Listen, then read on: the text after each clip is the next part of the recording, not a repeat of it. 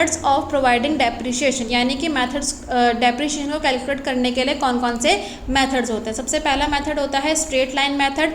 This method is also known as original cost method. Under this method depreciation is charge at fixed percentage on the original cost of the asset throughout it estimated life. यानी कि straight line method को original cost method भी कहा जाता है, और इसमें क्या होता है कि हमारे पास एक फिक्स परसेंटेज होती है जो कि हर साल कैलकुलेट होती है, कब तक, जब तक कि उसकी एस्टिमेटेड लाइफ होती है। यानी कि वो एसेट्स को हम जब तक भी यूज़ करते हैं, जब तक भी वो हमारे काम के रहती है, तो उसके ऊपर डेप्रिसिएशन का एक फिक्स्ड रेट होता है, वही कैलकुलेट होता है। वो रेट समय के साथ चेंज नहीं होता। स्ट्रेट लाइन मेथड का ही एक फॉर्मूला होता है। अगर हमें डेप्रिसिएशन को निकालना होता है तो उसके लिए हमें क्या करना पड़ता है, annual depreciation is equals to original cost minus estimated scrap value upon में estimated life in years.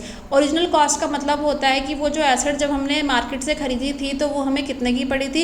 Estimated scrap value का मतलब होता है कि अब प्रेजेंट में उस एसेट्स की वैल्यू हमारे पास कितनी रहेगी, यानी कि एज अ कबाड़ अगर हम उसको बेचेंगे तो उसकी वैल्यू हमारे पास कितनी है। एस्टिमेटेड लाइफ इन ईयर्स का मतलब होता है कि वो जो एसेट्स है वो हमारे पास उसने कितने सालों तक काम करा, या वो कितने सालों तक हम उसको एस्टिमेट कर रहे हैं, हम उसका अनुमान लगा रहे हैं कितने सालों तक वो एसेट जो है हमारे साथ काम करेगी।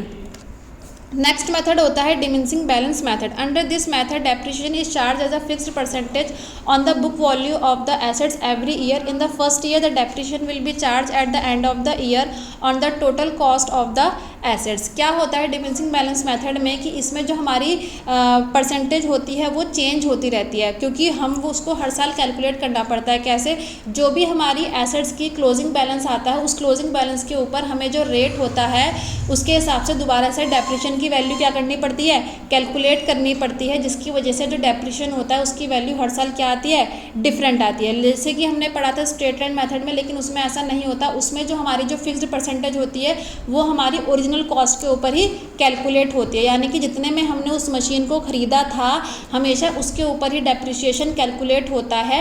लेकिन डिमिनिशिंग बैलेंस मेथड में ऐसा नहीं होता। हमारी एसेट्स की जो भी क्लोजिंग बैलेंस होता है साल के आखिरी में, उस बैलेंस के ऊपर ही दोबारा से डेप्रिसिएशन को हर साल कैलकुलेट करा जाता है और फिर वही अगले साल के लिए माइनस होता है।